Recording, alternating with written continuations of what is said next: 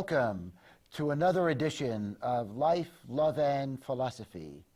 This is the fourth in a series of programs I'm doing on loneliness and what famous thinkers in philosophy, psychology, literature, and religion have said about it. I've pointed out that studies in psychology indicate that virtually all people experience loneliness, but of course, to varying degrees. Last week, I spoke about an important cause of loneliness involving being different and being excluded, and I gave historical examples. For example, I mentioned the Jewish experience in Europe over a period of about 2,000 years, and the black experience in the United States, covering approximately 300 years. With regard to the Jewish experience, I pointed out that over many centuries, Jews in Europe had to endure being reviled as Christ killers. Jews were different. They were living in Europe, inhabited predominantly by Christians. Jews often constituted a small minority of people in Europe. Jews were often segregated, not infrequently victims of violence, and indeed sometimes expelled from countries. I pointed out that in 1290, England expelled its entire Jewish population. That's right, it ordered all Jews in England to leave and told them not to return under the penalty of death. We also know that Spain in the 15th century did something similar. Spain also expelled its entire Jewish population. And I mentioned that Sigmund Freud, who lived in Austria and who went to the University of Vienna in the late 19th century, records in his autobiography that since he was a Jew in Vienna, Austria, at the University of Vienna, he was expected to act inferior. And of course, we know that Germany in the 20th century, under the Nazis, passed a series of laws known as the Nuremberg laws, which discriminated against Jews. For example, it denied them citizenship and denied them the opportunity to work in certain professions, such as teaching and publishing. And of course, we know that later on, the Nazis conducted the Holocaust, which resulted in more than 6 million Jews perishing in Europe in the 20th century. I suggested that being Jewish over the centuries not infrequently increased the loneliness human beings sometimes experience. I then talked about the black experience in the United States, involving 200 years of slavery, followed by 100 more years of degradation and second-class citizenship. I talked about slavery. Is there a worse sin than enslaving someone else? Indeed, there were 4 million slaves in the United States at the time of the outbreak of the Civil War. Hundreds of thousands of these slaves were children. And I pointed out that in the southern part of the United States, when slavery existed in America, these states had laws prohibiting the education of black children, specifically prohibiting them from learning how to read and write. Well, we know that Lincoln and the Civil War changed America. Yes, the South lost the Civil War, but nevertheless took out its revenge on black people in certain specific ways, in that it wanted to keep black people in their place. And that place was an inferior place in society. And how did Southern governments accomplish this? Again, keeping black people in an inferior position. Well, among the things that were done in the South was to segregate black people by law, to segregate black people in trains, buses, schools, restaurants, beaches, theaters, etc. Also in the South, Southern governments devised all kinds of gimmicks to prevent black people from voting. I pointed out that when black soldiers returned to the South after World War I, World War II, the Korean War, they were often prevented from voting in such states as Alabama, Mississippi, Texas. I also mentioned the job discrimination that black people experienced. Even Major League Baseball, I pointed out, discriminated against black people, so that it was approximately 75 years after Major League Baseball was started that a black was allowed to play in the major leagues. And that, of course, was Jackie Robinson, and the year was 1947. We also know that more than 3,000 blacks were lynched in the South. No trial, no jury. Generally, historians claim it was because some white people perceived that some black people were acting uppity. Occasionally, it was because some white people thought that a black man was looking at a white person, or a white woman, excuse me, in an inappropriate manner. Other times, historians tell us that blacks owned prosperous businesses or owned some property that white people had, and lynching the black person was a way of getting that property or doing away with a competitive business that that black person had. I mentioned that child abuse on a colossal scale was part of the social system in the southern part of the United States. Millions of black children were expected to feel and act inferior, were expected to feel and act in an inferior manner. Indeed, the movie industry reinforced so many black stereotypes. We know that that Hollywood, for decades, was producing movies which generally portrayed black people doing the most menial jobs. My recollection is that the Sidney Poitier movie, Guess Who's Coming to Dinner, was a groundbreaking movie in the history of Hollywood, in that it portrayed a black man as a medical doctor. In the South, there was democracy for white people, not for black people. One of the signs of progress in the South, and did result in things getting somewhat better, was the very famous Supreme Court decision of 1954, the case of Brown versus Topeka, the Topeka Board of Education. It was a case concerning segregated schools and whether segregated schools violated the Constitution. And in, again, this very famous case known as Brown versus Board of Education, the Supreme Court, in a unanimous decision, all 9 judges voting that segregated schools did violate the Constitution of the United States. And again, let me quote just a short segment from the judge's opinion. Again, this is the Supreme Court speaking.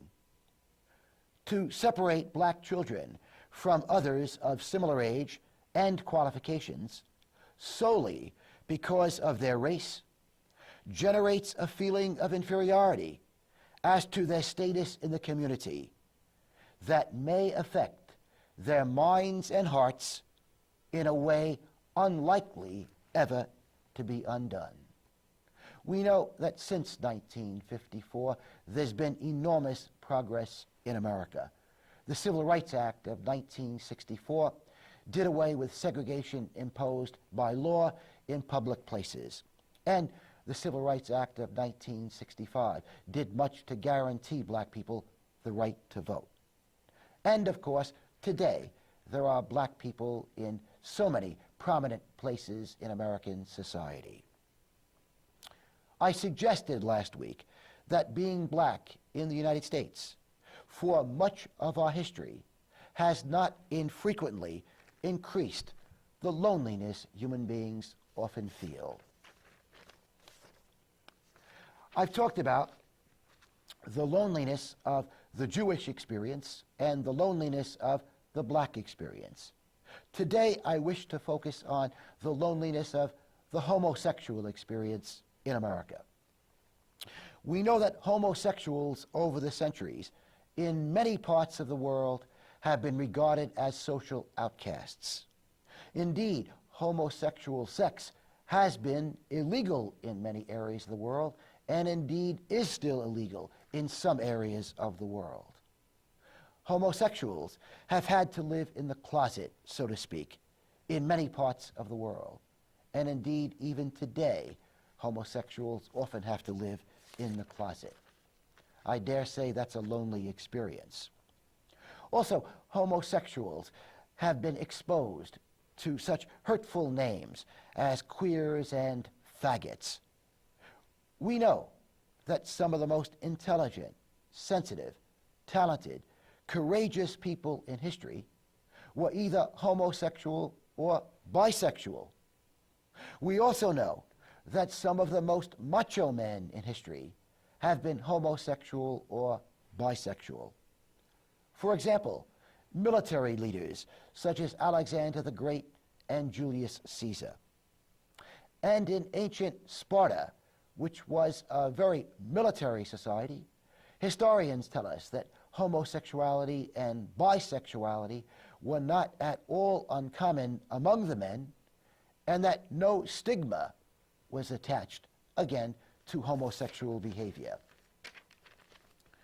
Among the famous homosexuals in the arts have been Marcel Proust, arguably the very best of French novelists, the Russian composer Tchaikovsky, who composed such famous ballets as Swan Lake and The Nutcracker, playwrights such as Oscar Wilde and Tennessee Williams, other writers, James Baldwin and Gore Vidal, singer-composer Elton John. And we know there is significant evidence that both Leonardo da Vinci and the great American poet Walt Whitman had strong homosexual inclinations. And we know that Shakespeare also may well have had some strong homosexual impulses. Certainly some of his sonnets indicate this. This list of famous men known to be gay and others suspected of being gay or bisexual just scratches the surface and doesn't include famous women who have been gay. The gay experience raises some important questions. For example, why have such hateful names, such as faggots and queers, been applied to gays? Why not to dishonest politicians and businessmen, racists, anti-Semites, bullies, macho athletes who cheat by taking steroids, for example, Hollywood filmmakers who are purveyors of violence to teenage boys in America, and who knows how many of these violent movies perhaps contribute to the Columbine massacre and the Virginia Tech massacre.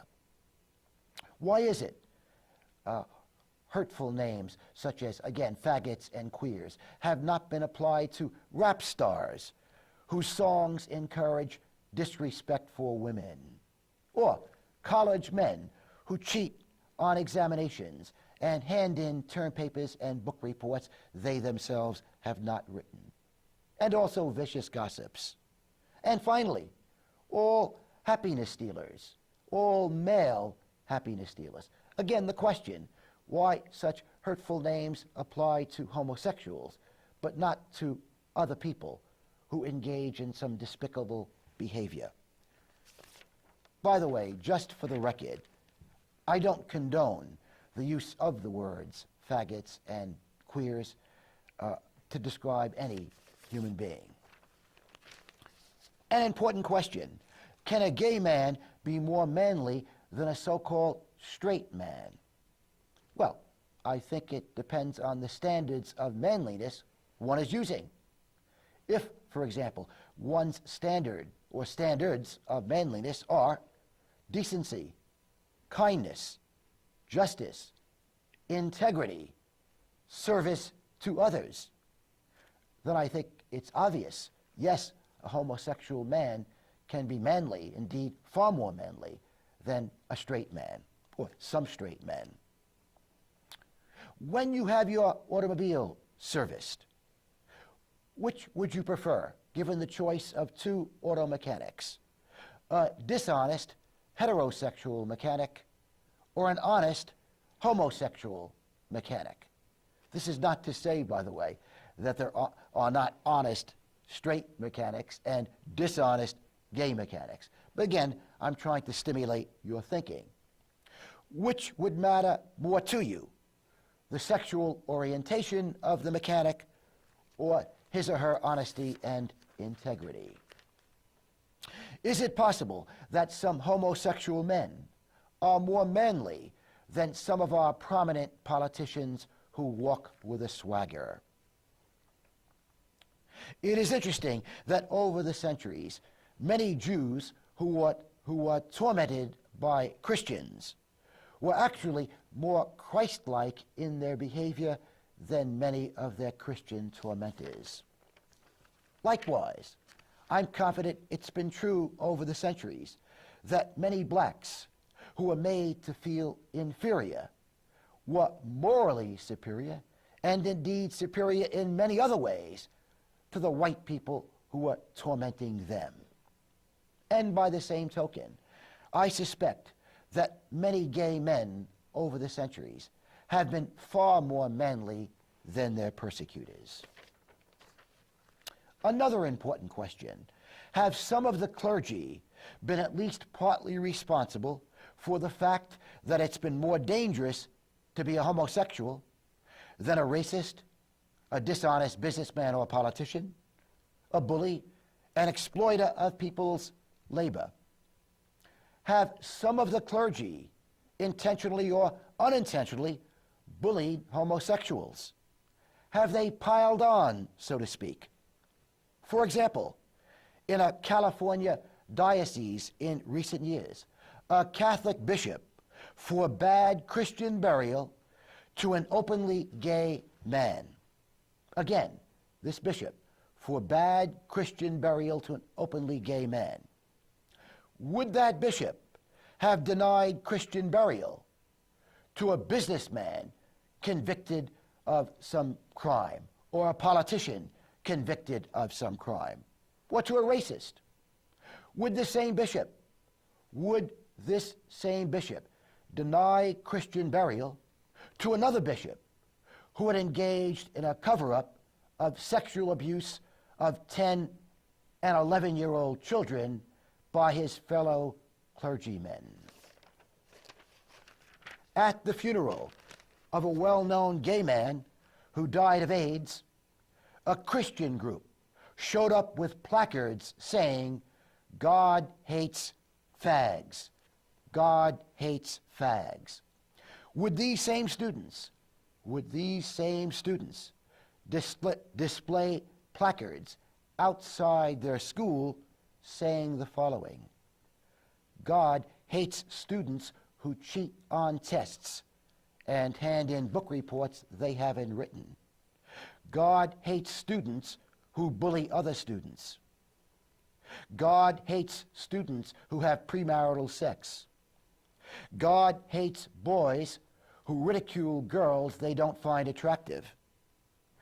God hates all students who hurt other students' feelings." Again, just for the record, I don't believe God hates any of those people. But it is interesting that Christian students would pick on a gay man. Indeed, pick on a gay man at his funeral, no less. Did Jesus pick on gays? Did Jesus pick on gays? No way. Not a hint of gay bashing in Jesus. Indeed, Jesus' main targets were hypocrites and people who thought they were more moral than they were, and exploiters, people who take advantage of other people, who use people for their own selfish ends. And also, Jesus attacked the arrogance and the ostentation of some of the clergy of his day. Indeed, Jesus indicated that some prostitutes would be more likely to gain entrance into the kingdom of God than some clergy. We have been told that the Bible condemns homosexuality as well as other behaviors. But those who emphasize homosexuality conveniently leave out some very relevant facts. For example, Jesus did not condemn homosexuality. Yes, the Bible condemns homosexuality, but the condemnation is found in the Old Testament, in the book of Leviticus, a book that was written before Jesus was born. Also, another very well-kept secret is that this same book of Leviticus, which condemns homosexual behavior, permits people to own slaves. That's right. The Old Testament says you can't have gay sex, but you can own slaves. Another well-kept secret. How many Christians know that the Bible says you can sell your daughter into slavery? That's found in the book of Exodus, chapter 21, verse 7. Also, did you know the Bible says that a stubborn and rebellious son should be stoned to death? That's the book of Deuteronomy, chapter 21. Did you know that if your wife attempts to entice you to a new religion, you shall have her killed, you shall have her stoned to death? That also is the book of Deuteronomy, chapter 13. And did you know that if one works on the Sabbath, the Bible orders that that person should be put to death? Again, that's found in the book of Exodus, chapter 35. So, when someone tells you that the Bible condemns homosexuality, please remind them that the Bible also permits selling one's daughter into slavery, having a rebellious and some stubborn son stoned to death, and having your wife killed if she tries to entice you to a new religion. Does this mean one should not bother to read the Bible? Of course not. The Bible is a great book. The Bible is a wisdom book. There are great insights in the Bible. Well, what's the key to reading and understanding the Bible? Well, the key is the same as understanding any holy book. It's partly about interpretation. Allow me to explain. And allow me to use some other holy books as examples. The Quran is the Muslim holy book. Some people interpret the Quran to mean that women should occupy a subservient position to men in Muslim societies. Also, some Muslims interpret the Quran to mean that terrorism is okay, that suicide bombing is even approved of by God. Well, Shireen Ebadi is a famous Muslim woman, a Nobel Prize winner, who takes issue with these interpretations of the Quran. And allow me to quote, again, scholar Shireen Ebadi. She says, Islam, like any religion, is subject to interpretation. It can be interpreted to oppress women, or liberate women. Mahatma Gandhi said the same thing about his religion's holy book, the Bhagavad Gita. Gandhi was a Hindu. His favorite holy book was the Bhagavad Gita, the most famous of Hindu holy books. But Gandhi said, while there was much wisdom in the Bhagavad Gita, there was also some nonsense. Gandhi pointed explicitly to the idea that the Bhagavad Gita condoned the caste system in India. What's the caste system? The caste system is a social system whereby some people in India segregate themselves from other Indians and indeed treat some Indians as inferiors. Gandhi said it was a mistake. It's an erroneous idea to believe that this is not sinful, and the Bhagavad Gita should not have condoned such behavior. Gandhi said this. Gandhi said all holy books, for example, the Bible, the Quran, and the Bhagavad Gita, and he had read all three of them, by the way. Gandhi said all holy books contain great wisdom, but all are imperfect. Why are they imperfect? According to Gandhi, all holy books are imperfect because they were all written by men and interpreted by men, and all men are imperfect. Nicholas Kristof, a New York Times columnist, said this about holy books and religions, and I'm quoting Kristof. All religions have scriptures that say some ridiculous things. The trick of modernization has been to interpret the ridiculous bits away as merely allegorical. I see Jesus, Phil Pignatelli, see Jesus as a great philosopher and a great psychologist and a wise and compassionate man who may have been God. Let me give you some of my favorite quotes from Jesus. He said, all those who exalt themselves will be humbled, and all who humble themselves will be exalted. And you recall when the scribes and Pharisees brought a woman caught in the act of adultery to Jesus. They asked Jesus, what should we do with this woman who was caught in the act of adultery? The standard punishment was stoning to death. And you all know Jesus' response. Let anyone among you who is without sin be the first to throw a stone at her. Another one of my favorite Jesus quotes. Whoever wishes to be great among you, must be your servant. And my favorite quote from Jesus, this is John chapter 13.